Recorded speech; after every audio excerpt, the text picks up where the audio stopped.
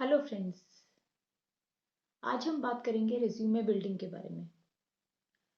Resume is very important for everybody. हर किसी को ये प्रिपेयर करना चाहिए and it also seems to be very easy, but it is a very challenging task because हमारा जो अल्टीमेट एम होता है रिज्यूमे बिल्डिंग का, that is to crack an interview. So today I am going to tell you each and every aspect of resume building. I'll give you certain tips and that will help you to make a powerful and effective resume.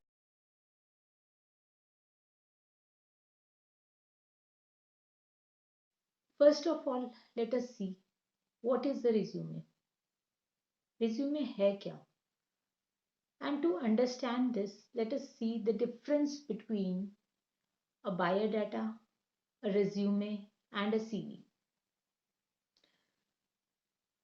Biodata की बात करें तो it contains our personal biostatistics, which is used, for example, for matrimonial purposes. और उसमें क्या होता है, जैसे हमारा हाइट, वेट, एड्रेस, हमारी फैमिली के बारे में बताना और हमारी personal hobbies. So it is kind of personalised, जिसको हम कह सकते हैं कि फॉर्मल या ऑफिशियल नहीं होता, तो वो बायोडाटा हो गया. और जैसा कि मैंने पहले ही बता दिया कि मैट्रिमोनियल अगर हम देखें तो that is a biodata. On the other hand CV की बात करें, सीवी जिसको हम करिकुलम वाइटे बोलते हैं, that is a kind of story of your life. जब आपने लाइफ में बहुत कुछ अचीव कर लिया है तो आप एक अपना पूरा करिकुलम को किस तरह से डिस्क्राइब करेंगे, that is the CV which you now share in LinkedIn वगैरह में जैसे आप करते हैं उस तरह से. Resume is something that falls in between the personalized biodata and a detailed story of your life, CV. So resume lies in between these two. And resume is purpose driven. आपको किसी जॉब के लिए जब कुछ बनाना पड़ा अपने बारे में, तो that is called a resume and it is a kind of formal and official type. और हम इसको ये भी कह सकते हैं, it is a quick autobiography of yours, है ना. ना तो वो एक बहुत ही ब्रीफ पर्सनल डाटा है, ना वो आपकी स्टोरी ऑफ योर लाइफ है. It is kind of a personalised autobiography. So that is why I say that everybody should prepare it.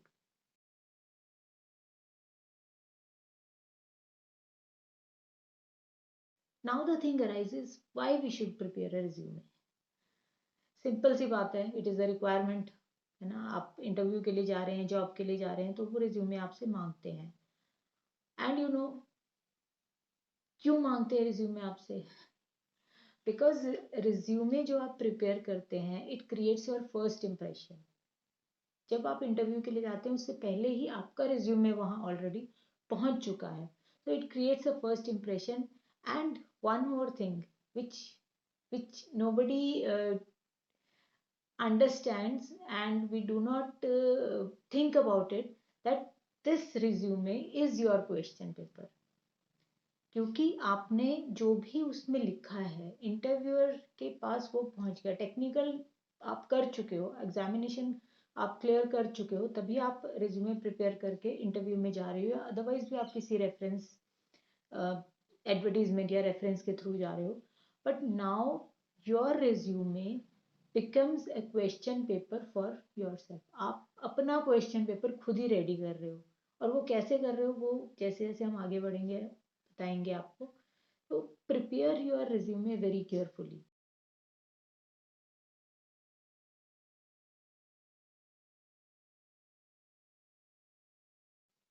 अब सवाल आता है how to prepare.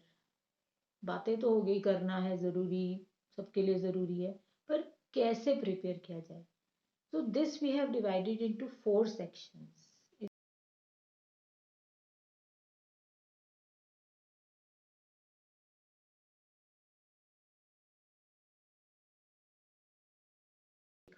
Before preparing the resume prepare करने से पहले किन चीज़ों का ध्यान रखें.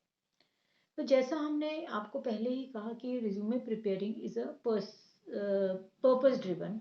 आप किसी एक पर्टिकुलर जॉब के लिए कर रहे हो या फिर आप क्या करते हो, एक अपना स्टैंडर्ड रिज्यूमे रेडी करके रखते हो, है ना। तो इट इज पर्पस ड्रिवन। तो before preparing the resume first you have to know about the job description and job requirement, कि जिस चीज़ के लिए आप वो रिज्यूमे प्रिपेयर कर रहे हो वो जॉब की रिक्वायरमेंट क्या है, उस जॉब की डिस्क्रिप्शन क्या है, ठीक है। उसको आप अच्छे से समझ लें, उसको पढ़ लें अच्छे से, और समझ के then second step is to know yourself and to know that how much do you fit for the job. क्या आपकी जो टेक्निकल क्वालिफिकेशन है वो उस जॉब रिक्वायरमेंट को पूरा करती है कि नहीं करती है, और आपकी जो अभी तक की जर्नी रही है कितना उस चीज़ को जस्टिफाई करती है। तो थोड़ा इसको अपने माइंड में इसको समझ लें।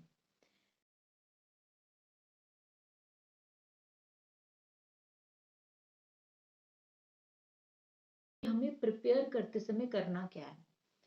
तो जैसे हम ये सबको पता है कि गूगल पे या नेट पे आपको एक टेम्पलेट मिल जाता है। तो I am not against that, आप टेम्पलेट को लीजिए, बिकॉज किस तरह का आपका जॉब रिक्वायरमेंट है उसके हिसाब से आपको किस तरह का फॉर्मेट लेना है या आपकी अपनी लाइकिंग क्या है, you can take a format according to that. But उसके अंदर जो डाटा आपने फिट इन करना है उसको करते समय क्या क्या चीज़ें ध्यान रखनी है वो हम यहाँ पे देख लेते हैं। तो सबसे पहला, take time in drafting your resume. जल्दबाजी में मत करो कि फटाफट फटाफट से कर दिया, थोड़ा सा समय लेके बैठ के उसको आराम से बनाओ। समय लेके बनाओगे तो आपकी गलतियां कम होंगी, करेक्शंस कर सकते हैं उसमें। और अदरवाइज भी बहुत इंपॉर्टेंट चीज़ है आपके लिए, रिज्यूमे बना रहे हो, आपको इंटरव्यू क्रैक करना है और आगे आपकी लाइफ सेट होने वाली है, सो समय देना तो बनता है ना। लेंथ ऑफ द रिज्यूमे, कितना बड़ा हो रिज्यूमे, क्या आधे पेज का हो या 10 पेज का हो, तो ये तो बहुत ज़्यादा रेंज होगी। तो standard length for a resume is 2 pages.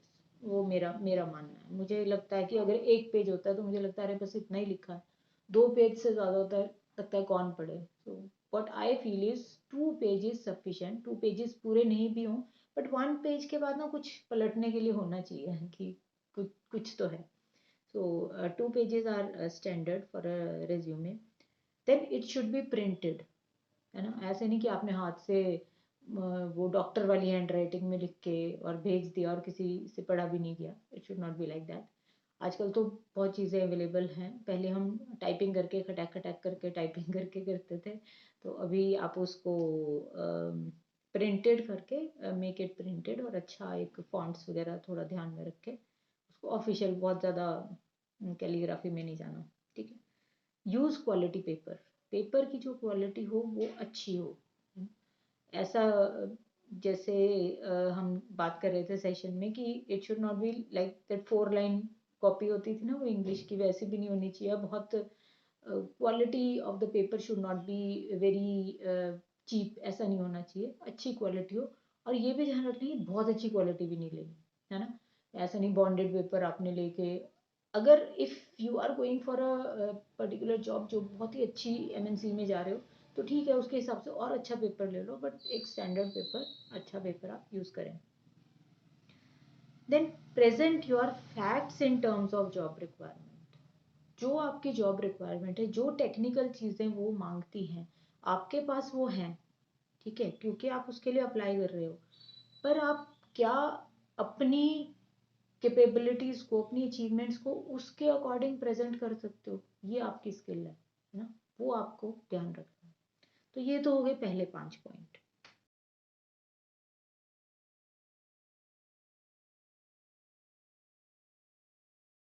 थोड़ा सा अपने बारे में ना एक सेल्फ एनालिसिस कर लो कि आपकी स्ट्रेंथ्स क्या हैं, क्या आपकी अकम्पलिशमेंट्स हैं।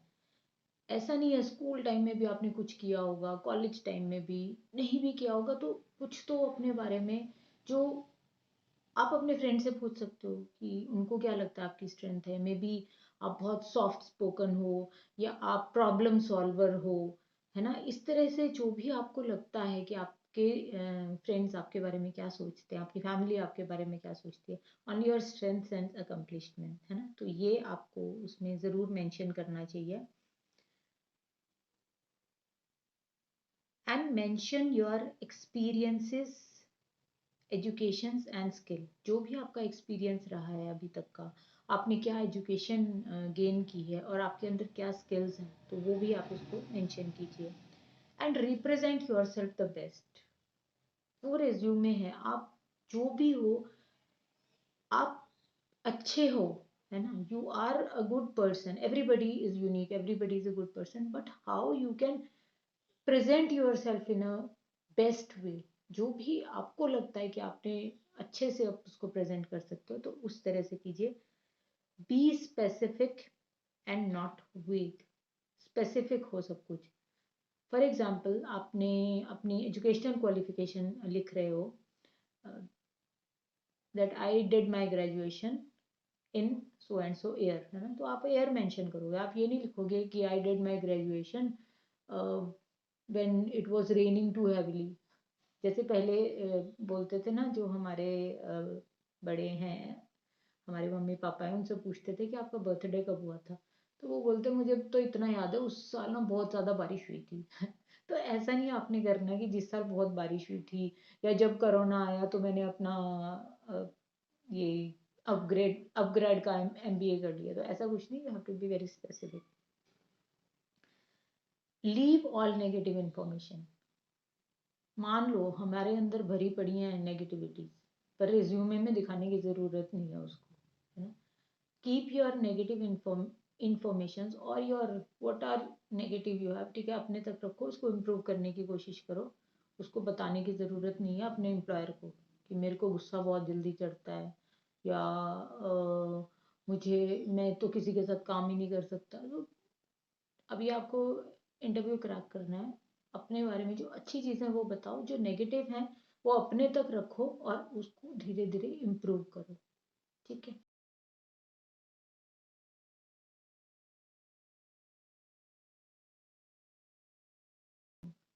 आपके पूरे रिज्यूमे में एक पॉजिटिविटी, एक कॉन्फिडेंस झलकना चाहिए, है ना। जैसे हम कभी कभी क्या करते हैं, फॉर एग्जाम्पल हम ये बोलते हैं कि मुझे,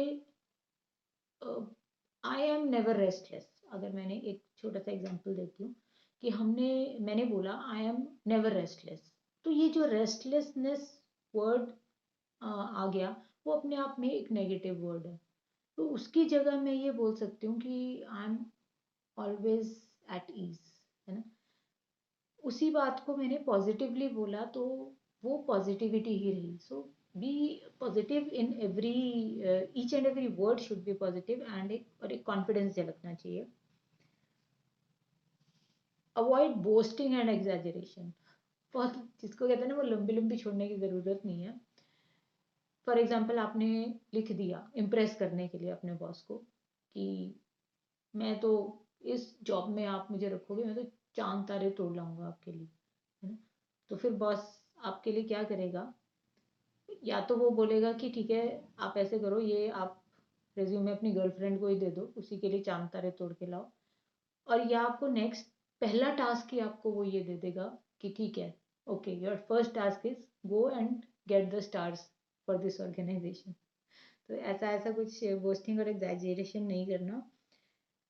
give details of the seminars and workshops attended. आपने कोई भी अपने पास्ट में कोई भी सेमिनार्स अटेंड किए हैं या वर्कशॉप्स अटेंड किए हैं, तो वो ज़रूर मेंशन कीजिए। प्रोजेक्ट्स अंडरटेकन, किसी भी तरह के, जैसे if for example if you have been an intern somewhere और एन आर्टिकल समवेयर, देन आपको किसी प्रोजेक्ट पर लगाया गया था, तो उस प्रोजेक्ट के बारे में ज़रूर बताइए कि आपने क्या क्या प्रोजेक्ट्स अंडरटेक किए हैं। ये सब मैं चीज़ें इसलिए बता रही हूँ क्योंकि बहुत बारी हम ये लिखना भूल जाते हैं, एजुकेशनल क्वालिफिकेशन के बाद समझ नहीं आता क्या करें, और हम ये सोचते हैं कि अरे ये जो प्रोजेक्ट है ये कहीं भी हमारी जॉब से तो रिलेटेड है नहीं, तो हम क्यों उसको मेंशन करें। तो मेंशन करना इसलिए ज़रूरी है कि प्रोजेक्ट्स आपने अंडरटेक किए, कुछ सेमिनार्स अटेंड की, कुछ वर्कशॉप्स अटेंड की, तो वो अदरवाइज आपका दिखाता है कि आपका बेंट ऑफ माइंड है, आप लर्न करना चाहते हो ज़िंदगी में और आपके अंदर कुछ और भी खूबियाँ हैं। एम्प्लॉयर को कभी और ज़रूरत पड़े तब भी आप काम आ सकते हो। तो ऐसा नहीं है कि आपको सिर्फ स्पेसिफिकली रिलेटेड टू जॉब ही करनी है, आप और चीज़ें भी जो आप मल्टी फेसेटेड हैं, आप वर्सेटाइल हैं, वो भी आप उसमें ज़रूर दिखाएं। Comments of your previous employer, आपका जो प्रीवियस एम्प्लॉयर है, आपने काम किया है, अच्छे से काम किया होगा, उसके जो कमेंट्स हैं, अगर वो पॉजिटिव हैं, अगर नेगेटिव हैं तो छोड़ दें, कोई बात नहीं। अगर पॉजिटिव हैं तो वो ज़रूर दिखाएं। ये भी एक अच्छा साइन शो करता है that wherever you have worked, everybody has been comfortable and everybody thinks positive about you.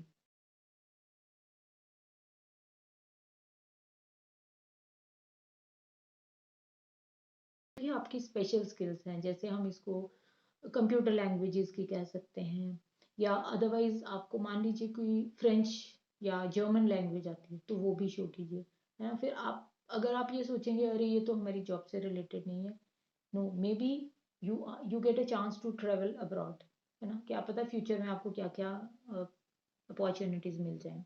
तो ये ज़रूर मेंशन कीजिए जो आपकी स्पेशल स्किल्स हैं या लैंग्वेजेस जो आप जानते हैं।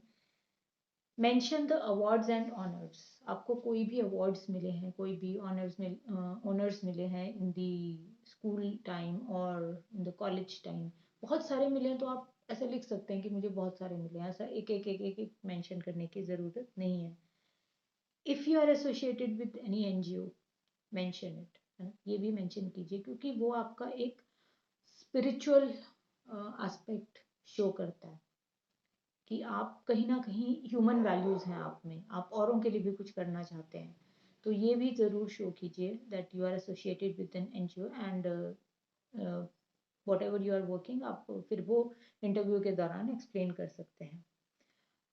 Give all the information in chronological order, जैसे आपने जब एजुकेशनल क्वालिफिकेशन दे रहे हो तो आप उसको टॉप टू बॉटम या बॉटम टू टॉप उसको अरेंज करके रखो। जैसे 10th किया, फिर 12th किया, फिर आपने ग्रेजुएशन किया, फिर पोस्ट ग्रेजुएशन किया, है ना। ऐसा नहीं हमने करना कि पहले आपने अपनी जो प्रोफेशनल क्वालिफिकेशन दे दी, देन आप जा रहे हो 10th पर, फिर आपने बोला कि मैंने अपनी ग्रेजुएशन यहाँ से की थी, फिर आप 12th पर गए, पोस्ट ग्रेजुएशन, ऐसा नेटवर्क सा नहीं बना देना, वो जैसे मकड़ी का जाला होता है ना, स्पाइडरमैन वाला, वो काम नहीं करना। तो ये चीज़ें हैं which we have to take care about preparing the resume. While preparing the resume हमें ये चीज़ें ध्यान रखनी है। एक चीज़ which is last but not the least, in this presentation it is in the last, but वो सबसे पहले हम लिखते हैं, and that is career objective या ऑब्जेक्टिव स्टेटमेंट। और वो क्या होता है, एक 3-4 लाइंस होती हैं जो मैं आपको 1 मिनट पढ़ के सुनाती हूँ, थोड़ा सा उसका एग्जाम्पल। हमने लिखा, मोस्टली हम उसको कॉपी पेस्ट करते हैं थोड़ा। Seeking a challenging position in a reputed organization where I can learn new skills, expand my knowledge and leverage my learning।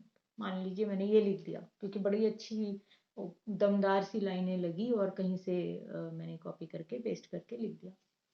Now this is my career objective. और मैंने आपको शुरू में कहा था कि आप जो भी रिज्यूमे बना रहे हो वही आपका क्वेश्चन पेपर है। तो पहला क्वेश्चन आपके एम्प्लॉयर को या इंटरव्यूअर को मिल गया that okay, tell me how you will leverage your knowledge and experience. अब हुआ क्या, आपने कॉपी पेस्ट तो कर दिया पर आपने गलती से उसका लीवरेज का अगर मीनिंग आपको पता है तो बहुत बढ़िया बात है, अगर मीनिंग नहीं पता तो आप फंस गए, है ना। तो वट एवर यू राइट, आपका करियर ऑब्जेक्टिव आपका करियर ऑब्जेक्टिव होना चाहिए। आप उसको जब रिज्यूमे को बना रहे हो तो आप जो लिख रहे हो वो आपको रिफ्लेक्ट करना चाहिए, ठीक है। तो उस 3-4 लाइंस को भी ऐसा लिखो कि वो आपकी ही लाइफ से रिलेटेड लगे, कॉपी पेस्टेड ना लगे, because we want our resume to be unique. हम चाहते हैं कि हमारा रिज्यूमे औरों से डिफरेंट हो। तो औरों से डिफरेंट कैसे होगा, जब वो ओरिजिनल होगा, जब आपका अपना होगा वो।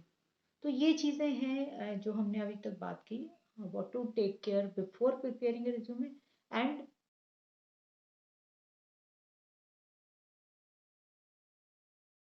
अब हम आगे बढ़ते हैं और हम ये देखेंगे कि आफ्टर प्रिपेयरिंग द रिज्यूमे क्या करना है ना।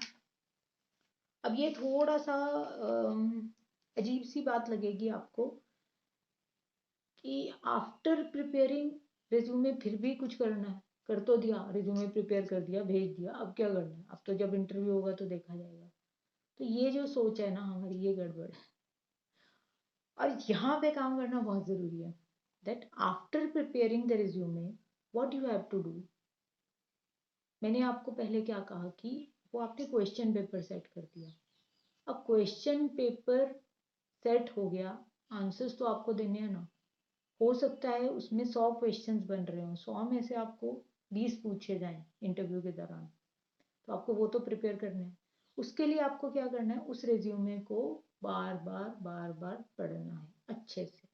Read it again and again, each and every line, each and every word, उसका मीनिंग क्या है, हर वर्ड का मीनिंग क्या है, नहीं आता डिक्शनरी रेफर करो, ठीक है।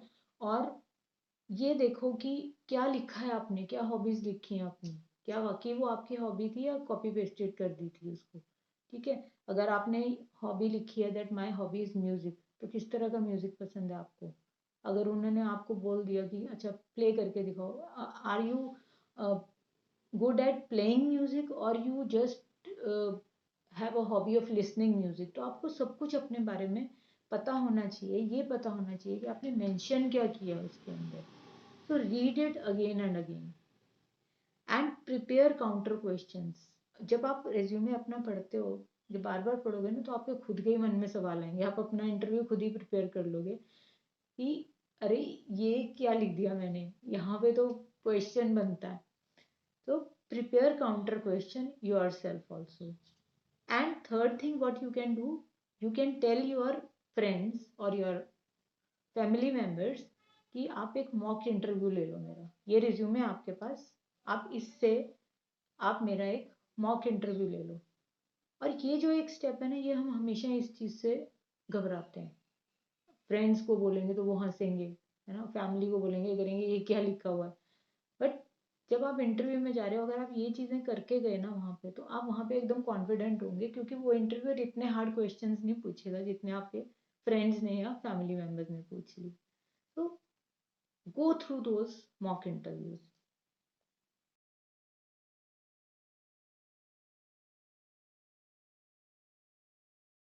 कुछ थोड़ा सा ये रिज्यूमे से अलग है, and it is an attachment, it is an value added to the resume which is covering letter, है ना। एक कवरिंग लेटर में क्या होता है, देखिए जैसे हमने रिज्यूमे बना रखा है, मे बी हमने कोई स्टैंडर्ड रिज्यूमे भी बना रखे हो और हम वो भेज रहे हैं, जो एक ही तरह का हमने रिज्यूमे बना रखा है, पर हम एक कवरिंग लेटर बना के हम उसको इम्प्रोवाइज कर सकते हैं।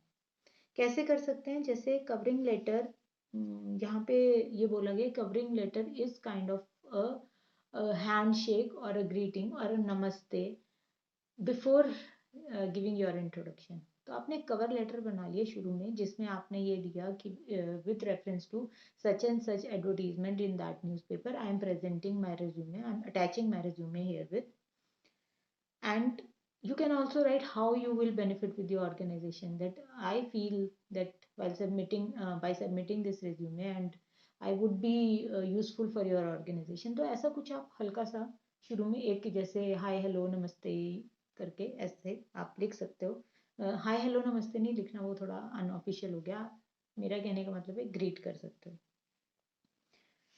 और रेफरेंस दे दिया आपने उसमें किस एडवर्टाइजमेंट को देख के आपने किया था। एंड ये ध्यान रखना है कि it should not be your CV in brief, कि आपने, सॉरी सीवी नहीं, रिज्यूमे की बात करें, तो ऐसा नहीं होना चाहिए कि जो आपने रिज्यूमे लिखा उसी का एक शॉर्ट शॉर्ट पॉइंट्स करके लिख दिया, उससे अलग होना चाहिए और एक बहुत ही ब्रीफ होना चाहिए। और अगेन वो भी एक पॉजिटिव और कॉन्फिडेंट और एंथुजियाज्म दिखना चाहिए उसमें, कि आप बड़े खुश हो वो रिज्यूमे देने के लिए और आप बहुत एंथुजियास्टिक हो further while giving this resume. तो कवरिंग लेटर एक साथ में अटैच कीजिए। और जब हम कवरिंग लेटर अटैच करते हैं, तो जैसे मैंने बोला रिज्यूमे का लेंथ आपका 1 से 2 पेजेस हो, तो ये 3 पेज हो गए, तो बड़ा अच्छा है, इम्पैक्ट लगता है और इम्पैक्टफुल रहता है.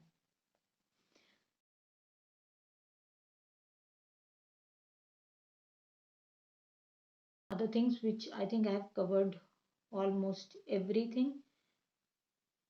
एक लास्ट चीज़ अब हम कर लेते हैं कि हमने रिज्यूमे प्रिपेयर कर लिया, सेंड कर दिया, उसको हमने बार बार पढ़ भी लिया और काउंटर क्वेश्चंस भी कर लिए, मॉक इंटरव्यू कर लिया. अब हम चले गए इंटरव्यू पर, बिकॉज हमारा रिज्यूमे प्रिपेयर करने का मेन पर्पस ही है कि हमने इंटरव्यू क्रैक करना है ना. तो इंटरव्यू में हम पहुंच गए, रिज्यूमे हमारा हमारे इंटरव्यूअर के पास है, हम सामने बैठे हैं. अब हमारा जो प्रेजेंस ऑफ माइंड है वो बहुत ज़रूरी है, और इसलिए ज़रूरी है कि हम अपने रिज्यूमे को 100% जस्टिफाई करें. जो भी वो क्वेश्चंस पूछ रहा है, if they are related with the resume, we should be able to give the answers accurately. अगर वो हमने कोई हॉबी अपनी मेंशन किया, वो हमारी हॉबी नहीं भी थी, पर हमने उस आफ्टर गिविंग द रिज्यूमे, जो हमने आफ्टर प्रिपरेशन की थी, उसमें हमने उस हॉबी के बारे में भी इतनी जानकारी ले ली कि हम अपने इंटरव्यू के दौरान उसको कॉन्फिडेंटली आंसर कर सकें. So that is the particular time, at the time of interview, you need to justify your resume and also you need to improvise it. जो आपको लगे आपको उस समय इम्प्रोवाइज करना है, वो भी आप कीजिए. And that can be done only when you have the confidence and the presence of mind. Confidence आपका अपने आप आ जाएगा जब आपने रिज्यूमे को बहुत अपना समझ के प्रिपेयर किया होगा और सिंसियरिटी से उसको बाद में भी आफ्टर वर्क उसके ऊपर किया होगा. तो आप कॉन्फिडेंट रहेंगे और प्रेजेंस ऑफ माइंड भी आपका वर्क करेगा. उसके अलावा जो क्वेश्चंस इंटरव्यूअर पूछता है, आप उसके लिए भी प्रिपेयर कर सकते हैं. And definitely I will be giving a session on how to prepare the interviews. But अभी ये सारा सेशन रिज्यूमे बिल्डिंग के ऊपर था, and I believe that I have covered almost all the aspects. फिर भी कुछ छूट गया हो तो आप ज़रूर से ज़रूर मुझे कांटेक्ट कर सकते हैं, कमेंट्स में लिख सकते हैं, किसी भी तरह से आप मुझे बता सकते हैं. And I will definitely help you out in those things also. And thank you and happy resume building. अच्छा सा resume बनाओ और interview crack करो. All the best. Thank you.